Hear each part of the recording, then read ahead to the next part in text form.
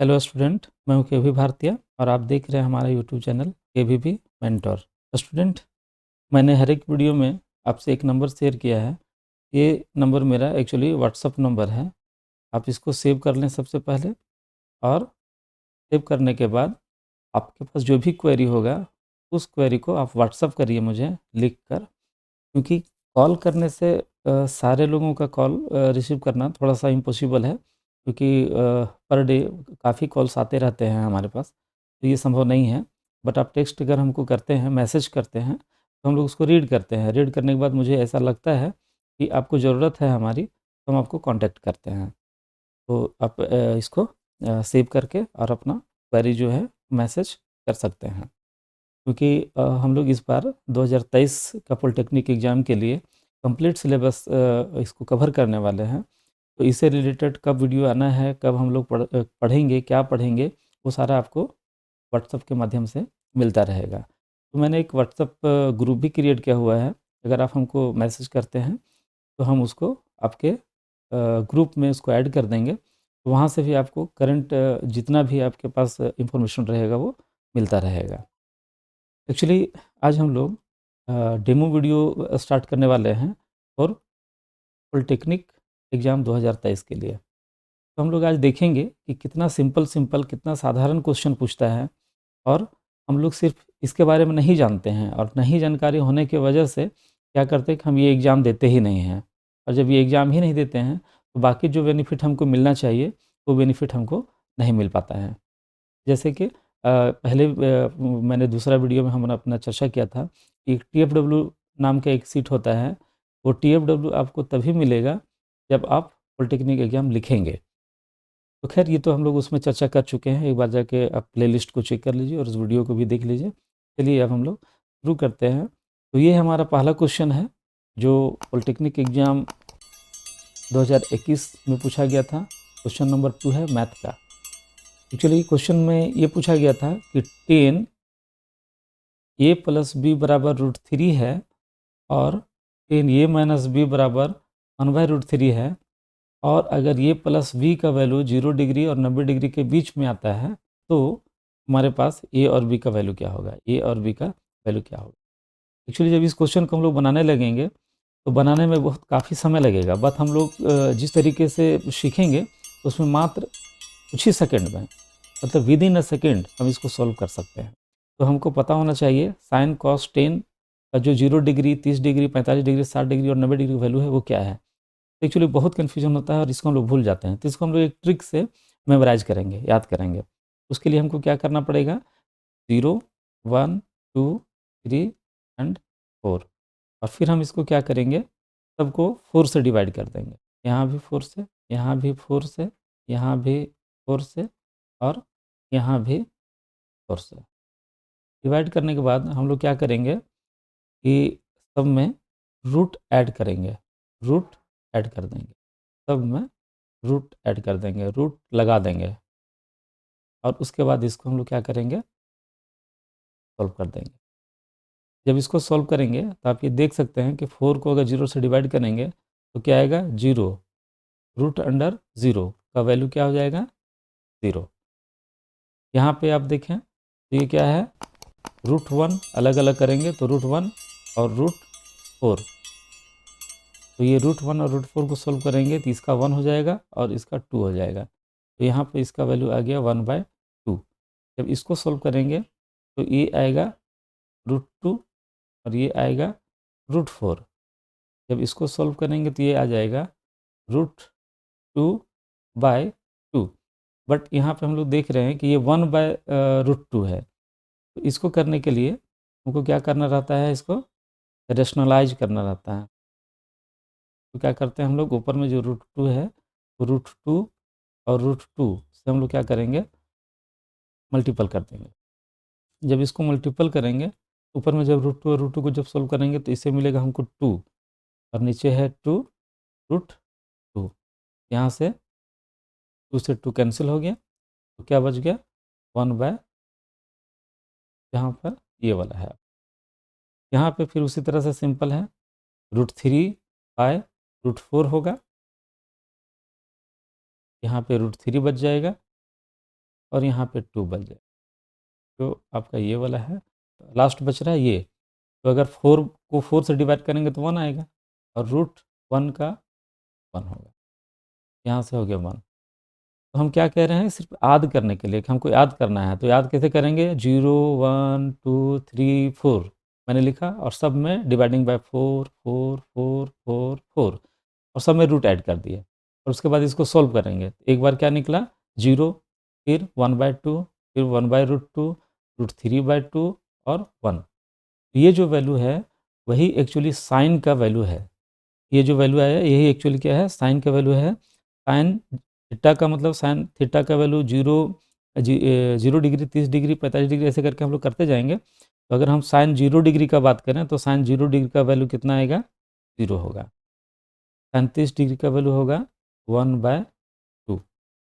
45 degree का होगा 1/√2।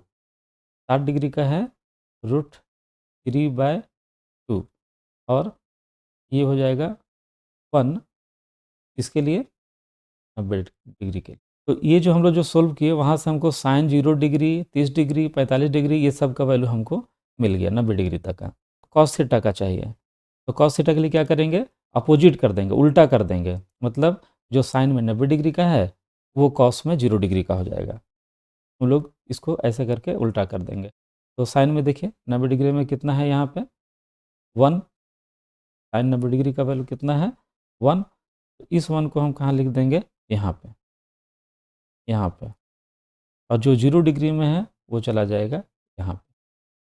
और 60 डिग्री का जो वैल्यू है और जो 30 डिग्री का वैल्यू है वो भी एक्सचेंज हो जाएगा। मतलब यहाँ हो जाएगा 1/2 और यहाँ पे हो जाएगा √3/2 और ये सेम टू सेम रह जाएगा 1/√2।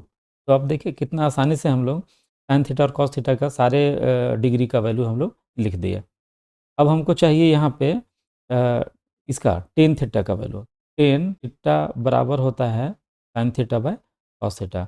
अब इसका क्या मतलब हो गया कि ये जो हम टेन थीटा का जब यहाँ पे हमको वैल्यू निकालना रहेगा तो साइन थीटा और कॉस थीटा सबको डिवाइड करेंगे। जैसे कि अगर हम लोगों को 0 डिग्री चाहिए, टेन 0 का चाहिए, टेन टेन 0 डिग्री, यहाँ पे 0 डिग्री है, 0 डिग्री का चाहिए तो साइन 0 डिग्री का वैल्यू 0 और कॉस 0 डिग्री का वैल्यू 1।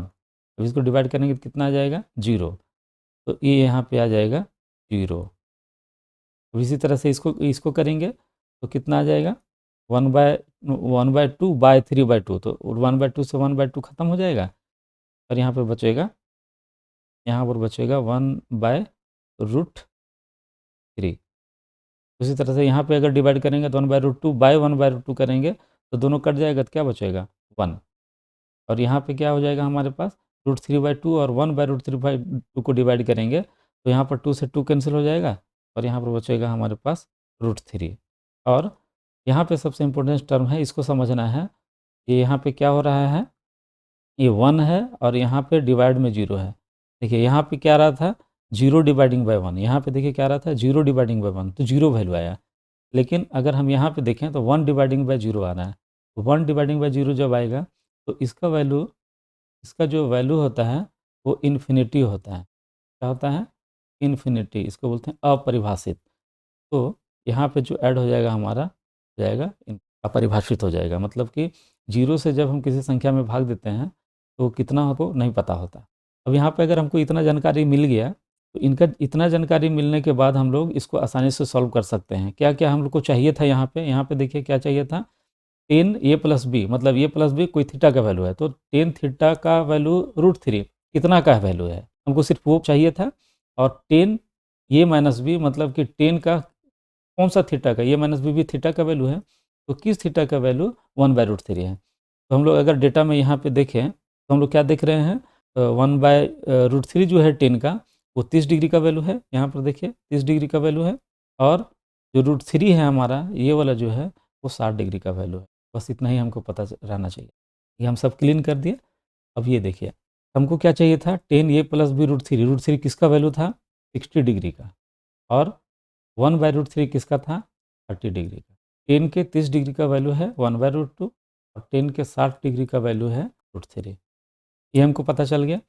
अब हमको कुछ भी नहीं करना है, बस इतना ही से हम लोग बना लेंगे। मतलब ये जो 60 डिग्री है, वो एक ए और एक बी को मिला के हुआ है, और उसी ए और बी को जब घटा दिया गया है तो 30 डिग्री आया है। बनाने का बहुत लंबा चौड़ा प्रोसेस है, हम लोग उसमें नहीं जाएँगे, क्योंकि उतना लंबा चौड़ा प्रोसेस में जाएँगे तो हम लोग कंपटीशन को सॉल्व भी नहीं कर पाएँगे। हमको ट्रिक समझना रहता है। क्या हम लोग बात कर रहे हैं कि ए और बी को जोड़ के 60 और ए और बी को घटा के 30। तो हम लोग डायरेक्ट अब चेक करेंगे यहाँ पे ऑप्शन में, तो 30 और 15 को जोड़ेंगे तो 45 होगा, 60 होगा नहीं। तो घटाने से 15 होगा, 30 नहीं आएगा, तो ये नहीं होगा। 30 जोड़ने से 60 तो आ रहा है, बट घटा देंगे तो 0 डिग्री आएगा, तो ये भी नहीं होगा।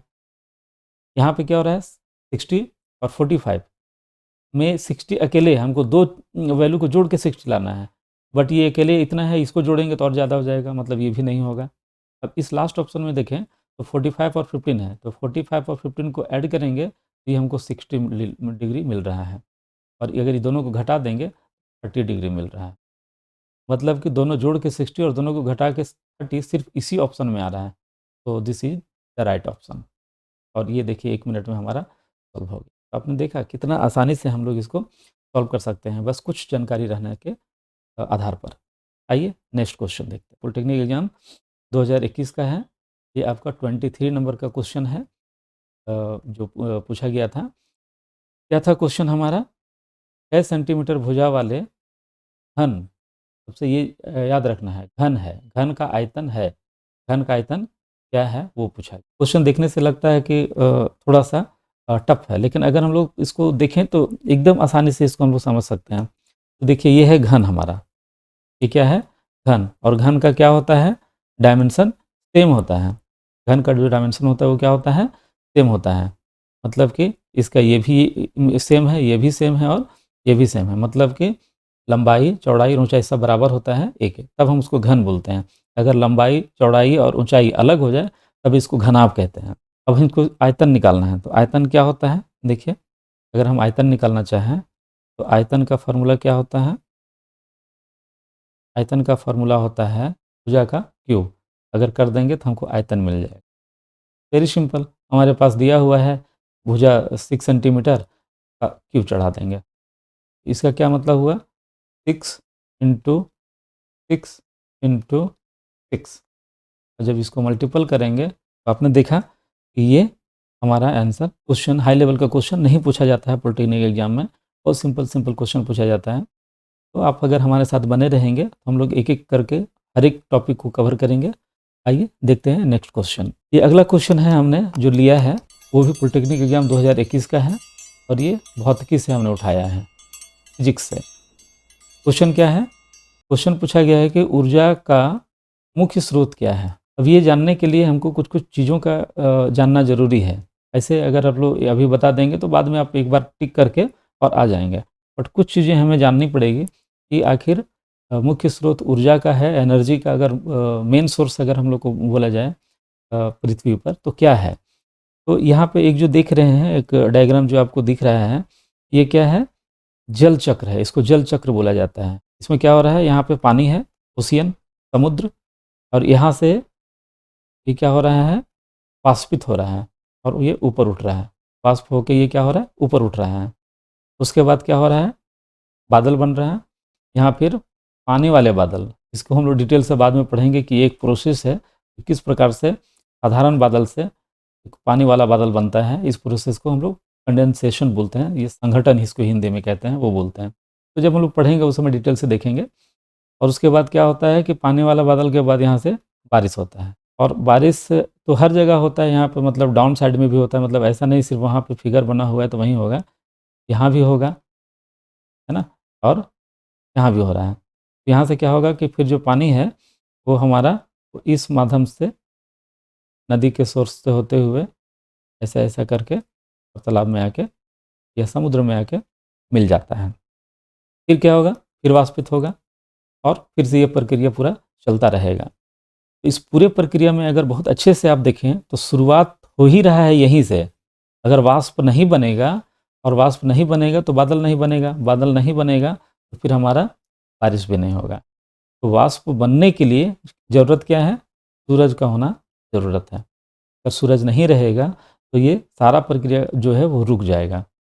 तो आप अगर देखेंगे तो सूर्य ही वो माध्यम है, वो स्रोत है जिससे पृथ्वी पर एनर्जी मिलती है। हर एक तरह का आप जिस तरह का भी एनर्जी का बात करें वो हमारे पास सूर्य से ही मिलता है। अब फॉर एग्ज़ाम्पल आप कहेंगे कि हमारे पास हमारे बाजुओं में आपके जो बाजू है उसमें बहुत ताकत है ना? वो बहुत ज़्यादा वेट लिफ्ट करता है, मतलब बहुत सारा वज़न को उठा लेता है। तो वज़न उठाने के लिए आप क्या-क्या खाते हैं? तो हरी सब्ज़ी खाते हैं, दूध खाते हैं, कुछ भी खाते हैं जहाँ स एनर्जी मिलता है। अब वो एनर्जी आपको दूध से मिलता है या फिर साग-सब्ज़ी से मिलता है। तो वो साग-सब्ज़ी या दूध जो है वो हरे पेड़-पौधे से ही आपको प्राप्त होते हैं। और ये हरे पेड़-पौधे तभी डेवलप हो सकते हैं जब आपके पास सूर्य का प्रकाश हो। अगर नहीं रहेगा तो नहीं हो पाएगा। तो ये पेड़-पौधे क्या करते हैं, सूर्य की एनर्जी को एब्ज़ॉर्ब करते हैं और इसको तोड़कर इस रूप में बनाते हैं कि जब हम इसको खाएँ, फल के रूप में या किसी भी रूप में, तो वो हमको एनर्जी मिलेगा। तो मेन सोर्स जो है हमारे पास मुख्य रूप से वो है सन।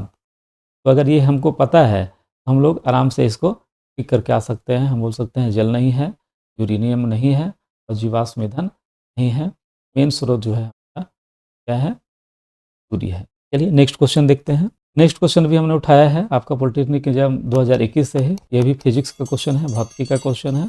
क्या पूछा है? गोलीय दर्पण की जो वक्रता त्रिज्या है वो कितना है? 20 सेंटीमीटर है। तो इसकी फोकस दूरी क्या हो? तो ये भी क्वेश्चन एक्चुअली 1 सेकंड का है। आप चाहें तो 1 सेकंड में इसको आंसर कर सकते हैं। बट वो आंसर कर पाएँ उसके लिए आपको जानना ज़रूरी है कि आप इसको आंसर करेंगे 1 सेकंड में कैसे? तो उसके लिए आपको ये जानना ज़रूरी होगा इस डायग्राम के बारे में। ये जो है वो गोलीय दर्पण है हमारा और इस गोलीय दर्पण का ये वाला जो पार्ट है वो वक्रता त्रिज्या है और ये वाला जो पार्ट है वो फोकस दूरी है। अब इसमें होता क्या है कि यहाँ से यहाँ तक का जो डिस्टेंस होता है, उतना ही डिस्टेंस यहाँ से यहाँ तक का होता है। मतलब कि ये बराबर होता है, ये और ये बराबर होता है। तो वक्रता त्रिज्या बोलते हैं यहाँ से लेके यहाँ तक के डिस्टेंस को। हमारे क्वेश्चन में यही दिया हुआ है। अगर अच्छा से देखें, तो देखिए क्या लिखा है? यहाँ पे देखिए वक्रता त्रिज्या 20 सेंटीमीटर है। यहाँ से लेके टोटल डिस्टेंस यहाँ तक ये है 20 सेंटीमीटर। यही कह रहा है। और क्या पूछा है हमको? फ़ोकस दूरी पूछा है। मतलब कि हमको चाहिए यहाँ से यहाँ तक का डिस्टेंस। तो ऑब्वियसली अगर यहाँ से यहाँ तक 20 है, तो यहाँ से यहाँ उसका हाफ 10 होगा और हम लोग आंसर मार के आ सकते हैं। इसी को जब हम लोग बुक में पढ़ेंगे, तो बुक में कुछ फ़ॉर्मूलेट किया हुआ है। फ़ॉर्मूला इस प्रकार से है कि वक्रता त्रिज्या को हम लोग r से डिनोट करते हैं और r बराबर होता है 2f, मतलब 2 इंटू फ़ोकस दूरी। और वही अगर हम लोग f निकालना चाहें, f अगर हम लोग यहाँ पे रख दें, तो ये 2 जो है वो r के नीचे आ जाएगा, मतलब कि डिवीज़न में आ जाएगा। तो r बराबर क्या हो जाएगा हमारे पास? 2f and f equal to r/2। तो हमको ये दोनों चीज़ें वक्रता त्रिज्या और फ़ोकस दूरी में कोई भी एक दिया हुआ रहेगा तो दूसरा निकाल सकते हैं। तो वक्रता त्रिज्या दिया हुआ है, फ़ोकस निकालना है। तो फ़ोकस के लिए ये वाला फ़ॉर्मूला पर हम लोग लगा देंगे, f बराबर r/2 यानी कि 20/2 इक्वल टू 10 सेंटीमीटर। देखिए कितना सिंपल क्वेश्चन आपसे पूछता है। तो हम लोग कोशिश करेंगे कि इस पूरे सेशन में हम लोग सारे चीज़ों को कवर करेंगे और हम चाहेंगे कि आप लोगों में से मैक्सिमम लोगों का सिलेक्शन आपका इंजीनियरिंग के लिए हो। इसके लिए हम काफ़ी हेल्प करेंगे। तो आप हमारे साथ बने रहें। आइए नेक्स्ट क्वेश्चन देखते हैं। ये केमिस्ट्री का क्वेश्चन है। क्वेश्चन नंबर 53 पूछा गया था 21 पॉलिटेक्निक एग्जाम में। क्या था क्वेश्चन? बोल रहा है कि कुछ धातु को पीटकर पतला शीट बनाया जाता है। मतलब कुछ ऐसे धातु होते हैं जिसको जब हम पीटते हैं उसको, तो पीटने के बाद पतला शीट मतलब चादर के रूप में, उस गुण को क्या कहा जाता है? तो इस चीज़ के बारे में यहाँ पे हम लोगों को पूछा गया है। मान के चलिए यहाँ पर मैंने एक धातु लिया और यहाँ पे मैंने ले लिया एक हमर। क्या लिया? एक हमर ले लिया। ये हमर है हमारा और हमने इस पर क्या किया? प्रहार किया। जब चोट पहुँचाया तो ऑब्वियस बात है कि ये बढ़ेगा। तो देखिए ये इतना बड़ा हो गया। उसके बाद फिर से मैंने इसको प्रहार किया डबल, तो ये क्या हुआ? फिर से इतना बड़ा हुआ, है ना?